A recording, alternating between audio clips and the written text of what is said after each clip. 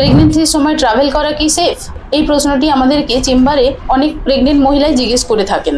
Heavy jerking যদি না থাকে তাহলে কিন্তু আমাদের ডেলি অফিসে যাওয়া বা কাজে যাওয়া, বাড়ির নর্মাল কাজকর্ম আপনারা করতে পারেন, বা সামনে কোথাও পার্কে ঘুরতে যাওয়া সেইটুকু কিন্তু আপনারা করতেই পারেন। তবে ফার্স্ট ট্রাইমেস্টারে দূরে কোথাও যাওয়াটা একটু আনসেফ, কেন কি এই ফার্স্ট ট্রাইমেস্টারে অর্থাৎ প্রথম 3 মাসে সবচেয়ে মিসক্যারেজের চান্স বেশি থাকে। তো তাই আপনি এটি সিকিউর করেই যাবেন যে সেই যে জায়গায় ঘুরতে যাচ্ছেন সেই জায়গায় আপনার হেলথ কেয়ার ফেসিলিটি ঠিকঠাক রয়েছে বা আপনি ডাক্তার পেতে পারেন। এছাড়া আমরা আরেকটি বারণ করে থাকি লাস্ট ট্রাইমেস্টারে, অর্থাৎ 32 সপ্তাহের পরে। তখন গিয়ে আমাদের লেবার পেন হওয়ার সম্ভাবনা থাকে বা ব্লিডিং হওয়ার সম্ভাবনা থাকে যদি রাস্তা খারাপ থাকে, জার্কিং হয় সেক্ষেত্রে। তাহলে রইল আপনাদের 12 থেকে 28 সপ্তাহে এই সময়টা হেকটিক ট্রাভেল না হলে আপনি ট্রাভেল করতেই পারেন। আর টোটো অ্যাভয়েড করলেই ভালো, কেন কি টোটোতে ভীষণ জার্কিং হয়। আর বাড়ির প্রাইভেট কার সেটি সেফ।